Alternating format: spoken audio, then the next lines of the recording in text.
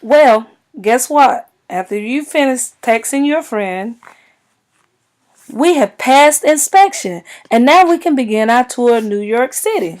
All right, so the next stop is going to be New York City. All right, if you look here over to the left, that is Ellis Island there, that area there. Okay, this is where the Statue of Liberty is. But our next stop is New York City. So all aboard the Gilded Age New York tours, all aboard. Now, as you can see, based off the street that we're riding down, New York is crowded. The urban population of the United States grew from about 10 million in 1870 to 30 million by 1900. I told you the population tripled in size. And it was due mostly to immigration and industrialization.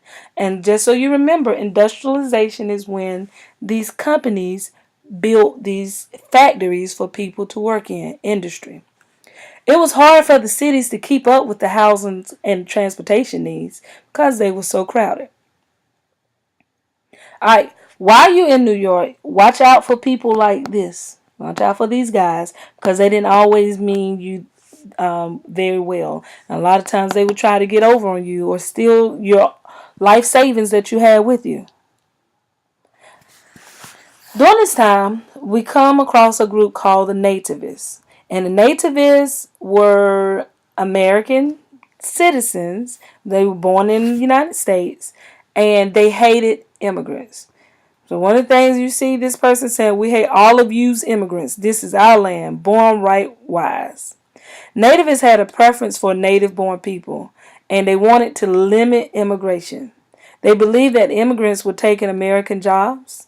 They also believed that by more and more people joining their groups, that it was going to lead to a fewer number of immigrants coming into the United States. What actually ended up happening is because these anti-immigrants group are going to increase in number, is going to lead to a demand for restrictions on immigrants. And we're going to see that happen. One of the first things that we see is the Chinese Exclusion Act. Basically, what this act did, and this is a federal act, it banned entry to Chinese itself.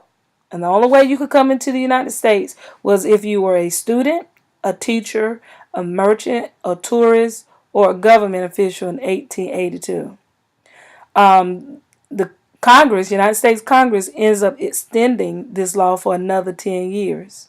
So in 1902, the Chinese immigration was restricted indefinitely. That means they couldn't come in until until the United States said. This law lasted up until 1943. And the pictures here, you see that there were some people who were happy. Hip, hooray, Chinese excluded. The Democratic Chinese Exclusion Bill, our Democratic president basically stopped the Chinese from coming in. Come out and ratify no more Chinese. And this picture here, we're going to see this man is Uncle Sam. And Uncle Sam is kicking the Chinese out of the United States and using this document, the Chinese Exclusion Act. But look at this sign. And we see signs like this that have occurred through the United States history over time. This sign says no dogs and Chinese allowed. So the hatred for Chinese people was very major. Why? Because they were different. Here's another picture. It says the great fear of the people.